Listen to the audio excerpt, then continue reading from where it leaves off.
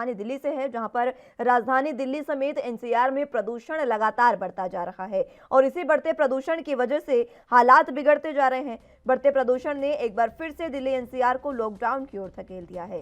राजधानी दिल्ली में तो कई प्रतिबंध लगाए जा चुके हैं, लेकिन अब एनसीआर में भी कई पाबंदियां लगाई जा सकती हैं। दिल्ली सरकार ने मंगलवार यानी आज यूपी, पंजाब और हरियाणा के साथ मीटिंग में एनसीआर में वर्क फ्रॉम होम लागू कर दिया है। ये प्रस्ताव रखा है और इसके साथ ही कंस्ट्रक्शन एक्टिविटी को रोकने और इंडस्ट्री को बंद करने की मांग भी की है।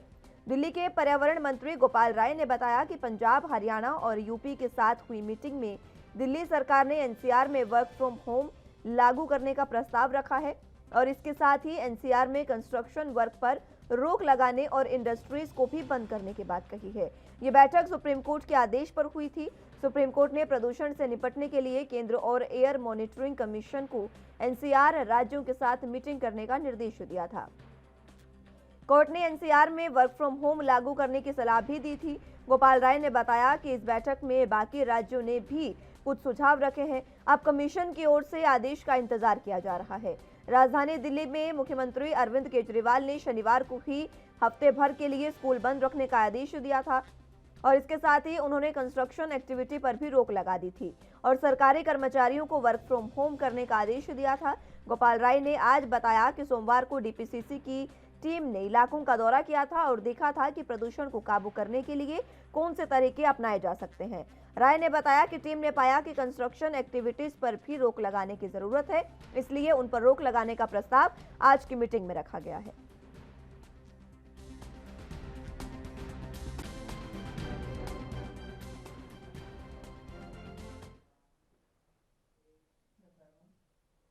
तो इसी पर चर्चा के लिए हमारे साथ अनिल प्रकाश, पर्यावरणविद, हमारे साथ जुड़ चुके हैं। बहुत स्वागत है प्रकाश साहब आपके एनबी न्यूज पर। लगातार जिस तरीके से सिर्फ दिल्ली की ही बात नहीं करेंगे, प्रदूषण लगातार बढ़ता जा रहा है। इस प्रदूषण को रोकने के लिए मैं समझना चाहूंगी कि हमें क्या वो कारगर उपाय अपनाने चाहिए, क्योंकि सरकारें अपने बिहाफ पर जो कोशिशें कर रही है वो कहीं ना कहीं नाकाम साबित हो रही है। और अगर आज ही देखें, महाराष्ट्र में भी जो प्रदूषण है, हवा जो है वो और ज्यादा जहरीली हो गई है। किस तरीके के उपाय हम अपना सकते हैं प्रदूषण को रोकने के लिए? देखिए, दो बातें हमें सबको समझ लेनी चाहिए। पहली और बड़ी बात तो यह है कि ग्लासगो में होने वाली बैठकों में जो अंतर्राष्ट्रीय स्तर पर इन सब चीजों पर चर्चा होती है, उससे गाजियाबाद और दिल्ली की हवा ठीक नहीं होती। ये तो हमें अपने स्थानीय स्तर पर गंभीरता से सोचना पड़ेगा, क्योंकि आने वाली पीढ़ी का भी बड़ा सवाल है। और सबसे बड़ी बात यह है कि अंतर्राष्ट्रीय बड़े निर्णय जो भी होते हों, कार्बन एमिशन को लेके, कार्बन खपत, कोयले की खपत, वो एक तरफ बात है, लेकिन दूसरी बड़ी स्थानीय रूप में जो भी प्रदूषण को लेके घटनाएं घट रही हैं, उसके लिए बड़े निर्णय लिए जाने चाहिए। एक तो सबसे बड़ी सवाल है जिसे बार बार हर विंटर में ये खड़ा होता है, चर्चाएं होती है, फिर वो बाद में ठंडे बस्ते में चला जाता है। सवाल ये पैदा होता है कि सबसे बड़ा कारण अगर दिल्ली की हवा को खराब होने में है, तो ये बड़ी बात सामने निकल के आई है कि ट्रांसपोर्ट, जिस तरह से बढ़ती गाड़ियों का बोझ दिल्ली को झेलना पड़ रहा है हवा को, और साथ में विंटर में खास तौर से जो कुछ भी पंजाब और हरियाणा से चली हुई जो प्रदूषण है, धुआं है, वो इसमें इजाफा कर देता है। लेकिन सवाल अब ये पैदा होता है कि हम आखिर दिल्ली सरकार या एक बड़ा निर्णय क्यों नहीं इस देश और दिल्ली के लिए बन जाता है कि हम किन्हीं भी हालतों में कड़े नियम लेते हुए इस पर अंकुश लगाएं। और उसका एक बड़ा तरीका और सबसे सरल तरीका है कि पब्लिक ट्रांसपोर्ट अब एक बहुत बड़ा और बेहतर विकल्प बन सकता है, क्योंकि निकल के ये आया है कि दिल्ली में प्रदूषण के पीछे ट्रांसपोर्ट एक बहुत बड़ा फैक्टर बन चुका है। तो दिवाली भी इसी समय आती है, घास भी अभी जलाई जाती है, और ये वो समय होता है जब फॉग भी होता है, तो स्मॉग बन जाता है। मैं नहीं समझता हूं कि और कोई बड़े निर्णय हम कहीं जुटा पाएंगे अगर हम किसी तरह एक पब्लिक ट्रांसपोर्ट के लिए कड़े निर्णय ले लें। और ये जो गाड़ियों की कतार मुझे लगता है जो बढ़ती चली जा रही है रोजाना के हिसाब से, दिल्ली क्या सारे देश के हो, चाहे मुंबई हो, चाहे कोई बड़े शहर हो, अगर इस पर लेके एक राष्ट्रीय स्तर पर गंभीर पॉलिसी निकल कर आ जाए, बात बन जाए, तो आप अपने देश के 70% पोल्यूशन को कंट्रोल कर लेंगे। बिल्कुल, और ये प्रदूषण कंट्रोल में करना बहुत ज़्यादा ज़रूरी है। लेकिन अनिल जी देखिए, हम लगातार तमाम बार सरकार से ये उम्मीद लगाते हैं कि सरकारें इसके लिए सरकारें प्रदूषण को कंट्रोल में करें, सरकारें फैसला लें। लेकिन एक आम इंसान की क्या अहम ज़िम्मेदारी हो सकती है? क्योंकि ज़िम्मेदारी तो हम सब की है। हम सब जब एक साथ मिलकर कदम से कदम रखेंगे, तभी कहीं न कहीं प्रदूषण को नियंत्रण में लाया जा सकता है। आम आदमी वो क्या काम कर सकता है जिसकी वजह से प्रदूषण कंट्रोल में हो?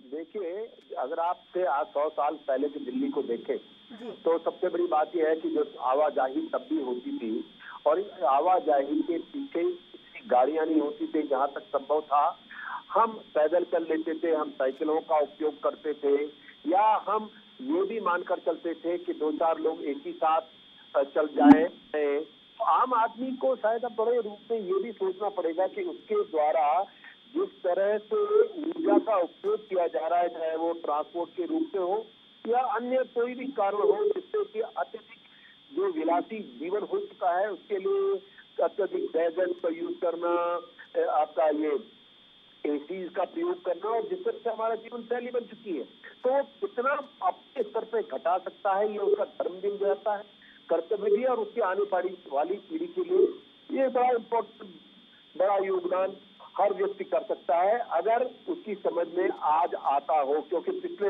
5-8 सालों से लगातार ऐसा हो रहा है, लेकिन पटाखों की बात हो या धुआं जो हरियाणा पंजाब से चल रहा है, इसके लिए आज तक हम एक बड़ी समझ नहीं बना पाए। तो आम आदमी का जगना बहुत जरूरी है, क्योंकि वही एक बड़े पॉलिटिकल डिसीजन भी ले सकते हैं इन मुद्दों को लेके। क्योंकि जब जब चुनाव होते हैं, घोषणा पत्रों में इस तरह के मुद्दे सिरे से गायब होते हैं। तो अंततः ये सरकार तो मैनेज कर लेगी एयर प्यूरिफायर लगा के, लेकिन बाकियों के लिए क्या होगा, उसके लिए आम आदमी को ही सोचना।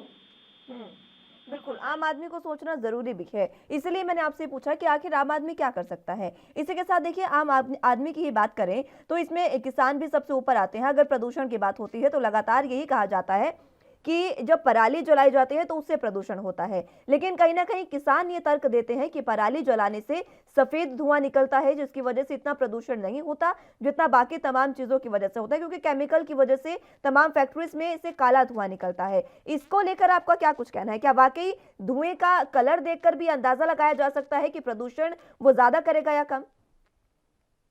तो खैर बात सच है कि पराली जब जब कोई भी चीज जलाई जाती है, उसमें कार्बन कंटेंट कितना होता है, उससे उसका काला धुआं तय होता है। उदाहरण के लिए अगर आप टायर जलाएंगे तो टायर में आपको काला धुआं ज्यादा मिलेगा, कार्बन कंटेंट कम होता है, ज्यादा होता है। ऐसे ही जो आप लकड़ी जलाते हैं या पराली में, निश्चित रूप से रिलेटिवली कम होता है। लेकिन बात ये नहीं है कितनी मात्रा में जलाया जा रहा है, अंततः असर तो वही पड़ जाता है ना। अगर आप ठीक है अनिल जी, बहुत-बहुत शुक्रिया आपका हमारे साथ जुड़ने के लिए और तमाम चर्चा हमारे साथ करने के लिए।